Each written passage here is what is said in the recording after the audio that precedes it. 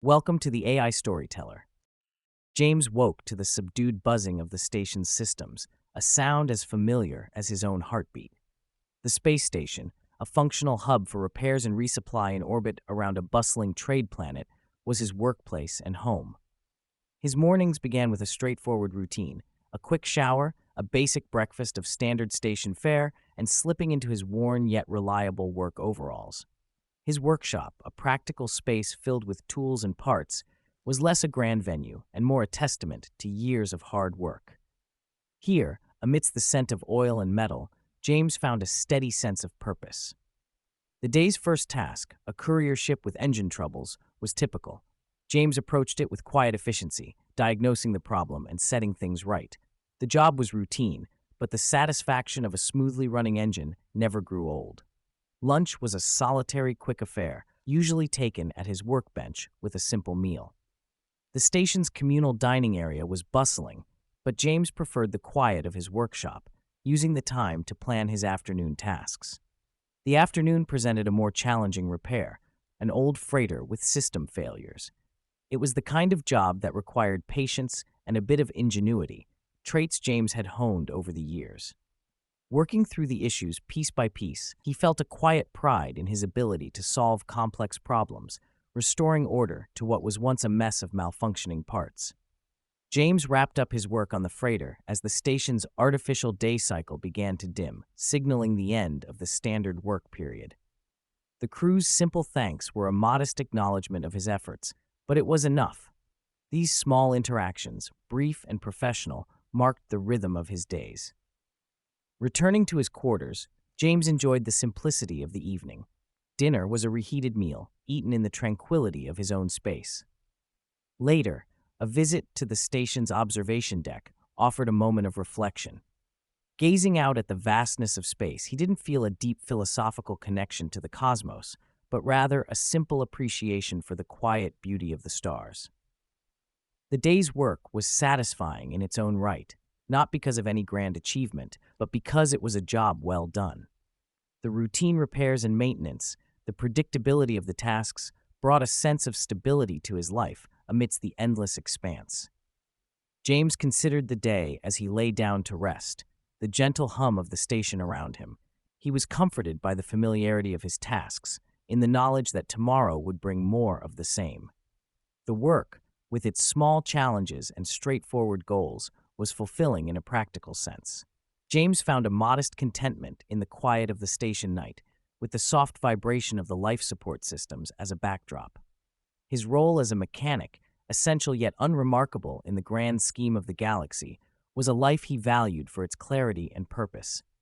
In this routine orbit, both literal and metaphorical, James found not grandeur, but a grounded satisfaction, a life measured in problems solved and machines mended. James's workshop, a sprawling expanse deep within the station's engineering sector, was a testament to the decades of interstellar travel and commerce that had passed through its doors. It was more than a mere collection of tools and machinery. It was a living archive of the advancements and setbacks of spacefaring technology, each tool having its history, each schematic on the walls a story of challenges met and overcome. As he entered, the workshop greeted him with the familiar scent of lubricant and metal, the air alive with the subtle vibrations of working machinery, a symphony of productivity that James had come to cherish.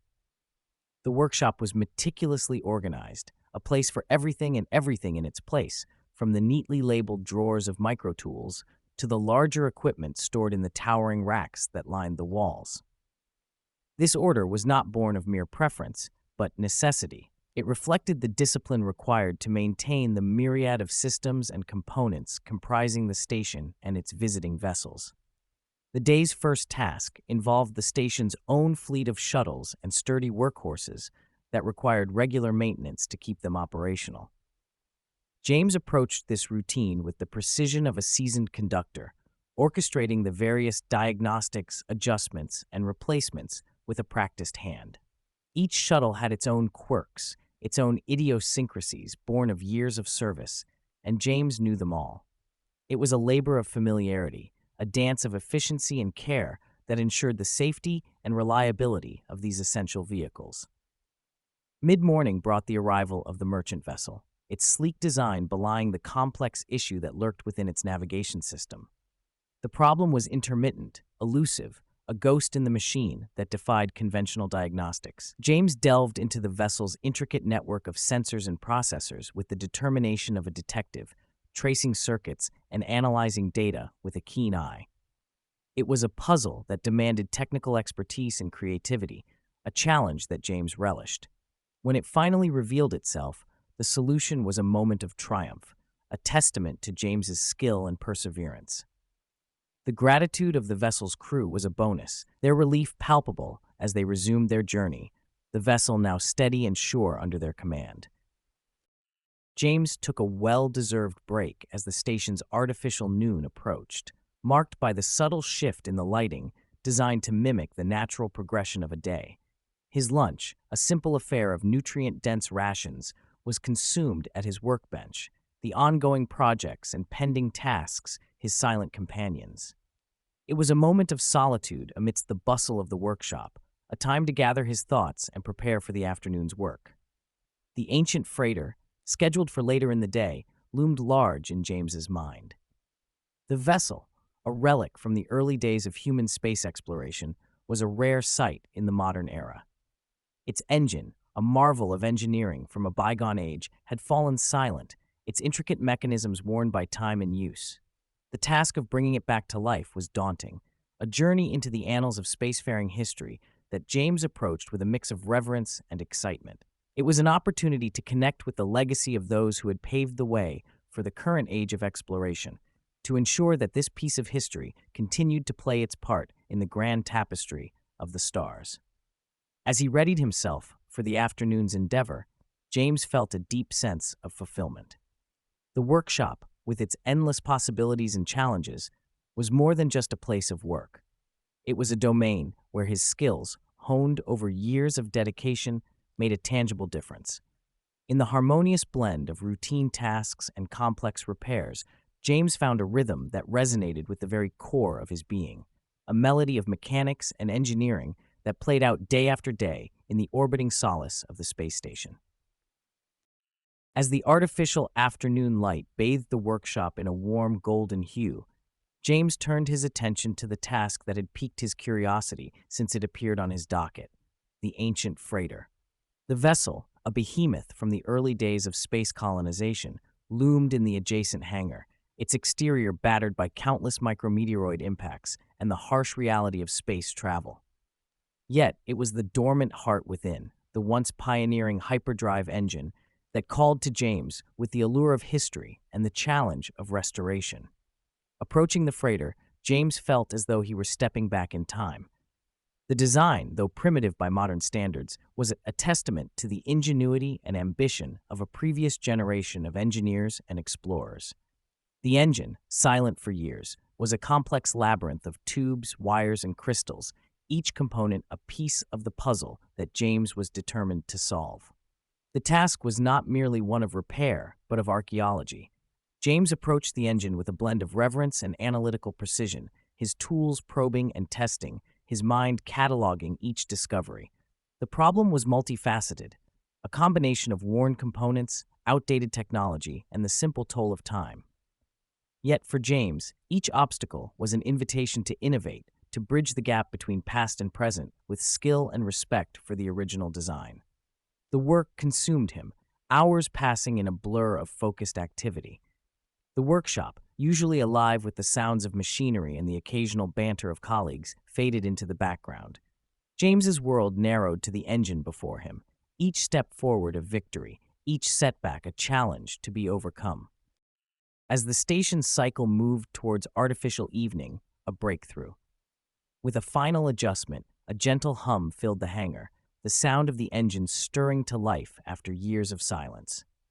It was a moment of triumph, not just for James, but for the legacy of those who had built this marvel of early space travel. The freighter, once a relic of the past, was now ready to take its place among the stars once more, its engine a symphony of old and new, brought together by James's dedication and ingenuity.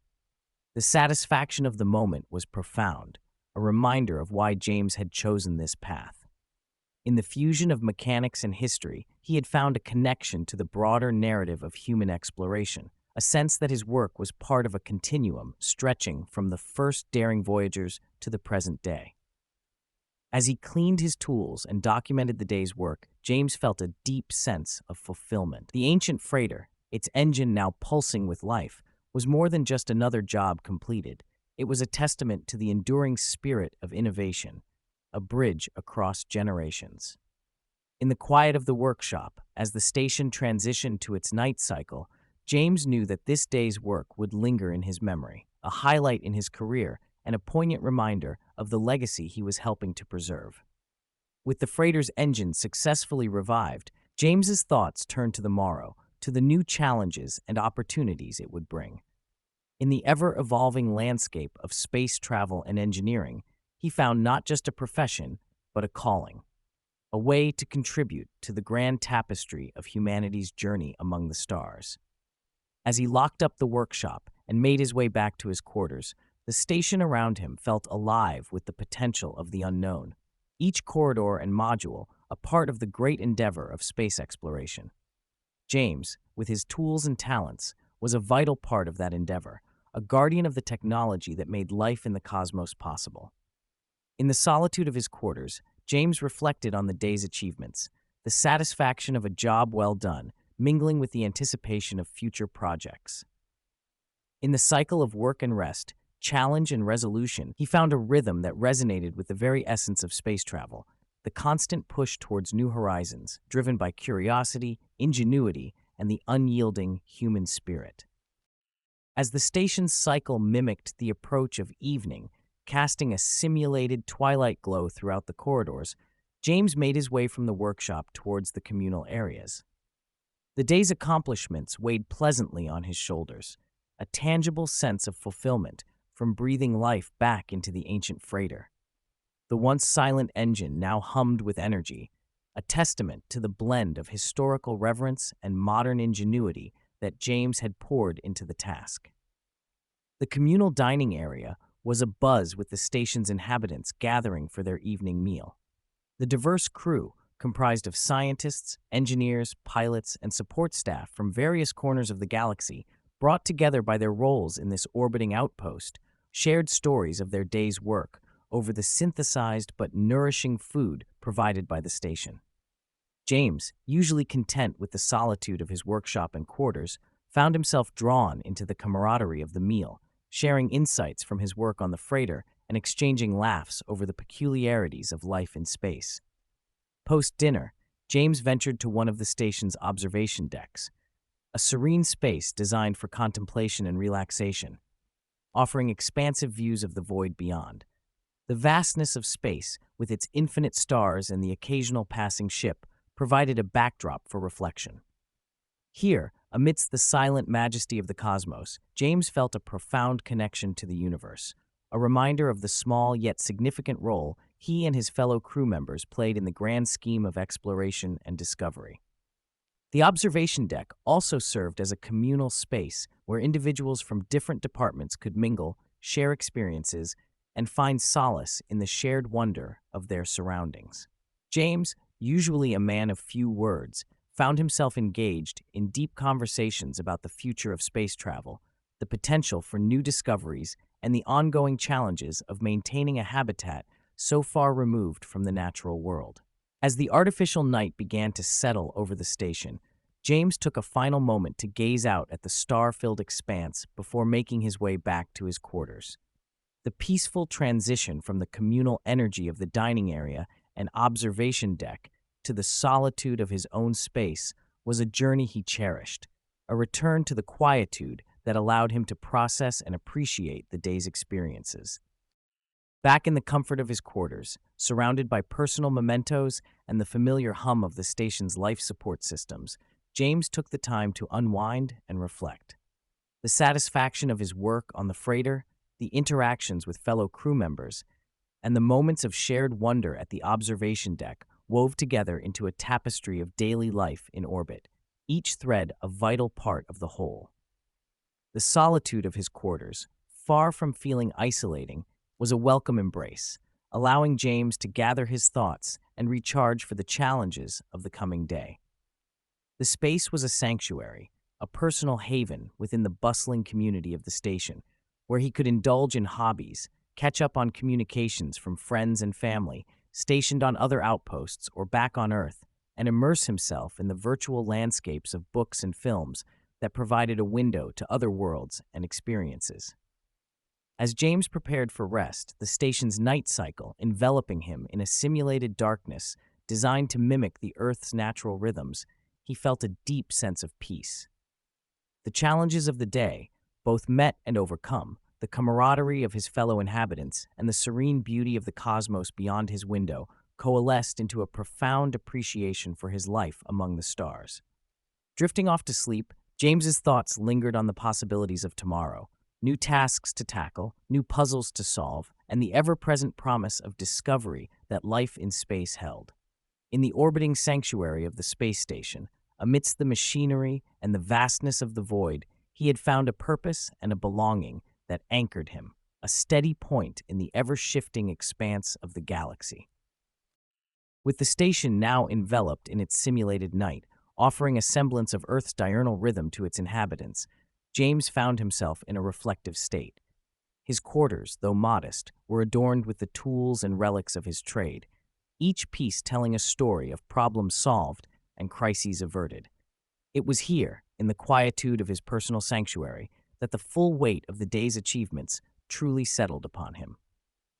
The successful reanimation of the ancient freighter's engine was not just a technical victory, but a personal triumph, intertwining James's story with the tapestry of spacefaring history.